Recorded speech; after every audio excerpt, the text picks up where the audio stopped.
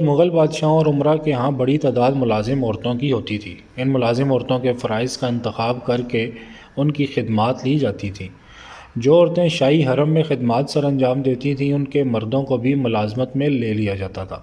ان کے ذمے حرم کے باہر کے کام ہوا کرتے تھے۔ مغل شاہی خاندان میں ان عورتوں کا بہت احترام کیا جاتا تھا جو بادشاہوں اور جو شہزادوں کی رضائی مائیں ہوتی تھیں، جو انگا کہلاتی تھی، اور ان کے خاندان کو کلتاش کہلاتے تھے۔ ایک طرح سے یہ مغل خاندان کا حصہ بن جاتے تھے۔ اکبر بادشاہ اپنے رضائی بھائی عزیز خان کوکا کا بہت خیال رکھتا تھا اور اس کی گستاخی کو یہ کہہ کر معاف کر دیتا تھا کہ اس کے اور میرے درمیان دودھ کی نہریں بہہ رہی ہیں۔ یہ ملازم عورتیں اپنے مخصوص کاموں کے لحاظ سے پہچانی جاتی تھیں۔ مثال کے طور پر اصیلیں، یہ وہ ملازم عورتیں تھیں جو نسل در نسل شاہی خاندان میں خدمات دیتی رہی تھیں۔ مامائیں، جو روٹی پکانے کے کام پر مامور تھیں۔ مغلانیاں، جو سینے پرونے کا کام کرتی تھیں۔ خواصائیں، جو ذاتی خدمت پر مامور ہوتی تھیں۔ جسولنی، خواتین جو شاہی محل میں خیر خبر پہنچاتی تھیں۔ باندیاں، لونڈیاں، کنیزیں، زرخیز کنیزیں ہوتی تھیں جنہیں غریب لوگ بردہ فروشوں کو بیچ دیتے تھے، جو بادشاہ اور عمرا کے حرم میں فروخت کے بعد آ جاتی تھیں۔ یہ ملازم عورتیں زندگی بھر حرم سرا میں رہ کر خدمات سر انجام دیتی رہتی تھیں۔ ان کی خدمات کے سلسلے میں وقتاً فوقتاً تحفے تائب بھی دیے جاتے تھے۔ کلمکانیاں، شاہی محل میں کلمکانیاں بہت اہمیت کی حامل تھیں۔ یہ مسلح دستے کی صورت میں حرم کی حفاظت کرتی تھیں۔ شاہ جہاں جب قید میں تھا تو اس نے اورنگزیب سے ملنے کی خواہش کی۔ اورنگزیب بھی جانے کے لیے تیار تھا، مگر اسے مخبروں نے خبر دی کہ اس کے خلاف سازش کی گئی ہے کہ محل میں داخلے کے وقت اسے کلمکانیوں کے ذریعے قتل کروا دیا جائے گا۔ اس پر اورنگزیب نے اپنا ارادہ منسوخ کر دیا اور پھر باپ بیٹے میں کبھی ملاقات نہیں ہوئی۔ نادر شاہ نے جب دہلی پر حملہ کیا تو چنڈو خانے سے کسی نے یہ افواہ اڑا دی کہ واہ رے محمد شاہ، تو نے محل کی کلمکانیوں سے نادر شاہ سے قتل کروا دیا۔ اس خبر پر پہلے دلی کے لوگوں نے نادر شاہ کے فوجیوں کو مارنا شروع کیا۔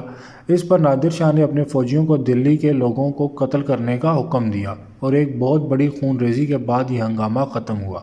مغل خاندان میں ملازم عورتوں کے فرائض اور ان کی خدمات آخری مغل بادشاہ تک جاری رہیں۔ منشی فیض الدین نے اپنی کتاب بزم آخر میں ان ملازم عورتوں اور ان کے فرائض کا بڑی خوبصورتی سے حال لکھا ہے۔ رات، دیکھو بادشاہ محل میں سکھ فرماتے ہیں، چپی والیاں چپی کرتی رہی ہیں، باہر قصہ خواں بیٹھا داستاں کہہ رہا ہے، ڈوڑیاں معمور ہیں، اندر حبشینیاں، ترکانیاں، کلمکانیاں پہرے دے رہی ہیں۔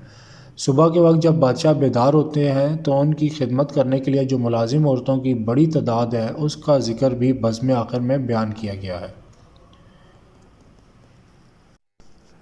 صبح، چلمچی آفتابے والیوں نے زیر انداز چھپا چلمچی آفتابہ لگایا۔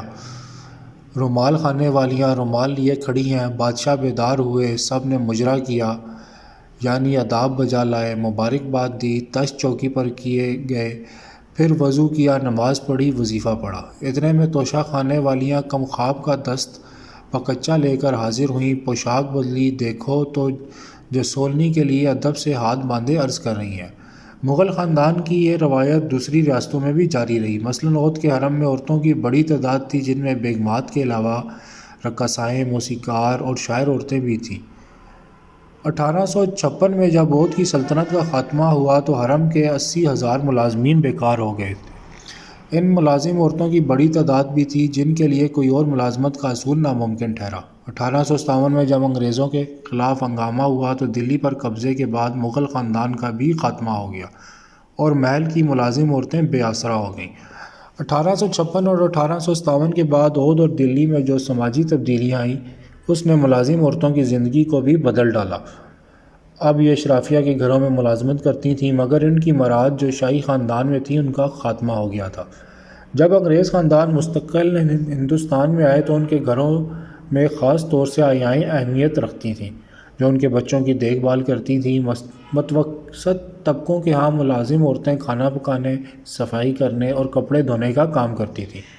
بدلتے ہوئے ماحول میں ان کا سماجی مرتبہ گر چکا تھا اور شاہی ملازمت میں انہیں جو سکون اور اطمینان تھا اب وہ باقی نہیں رہا۔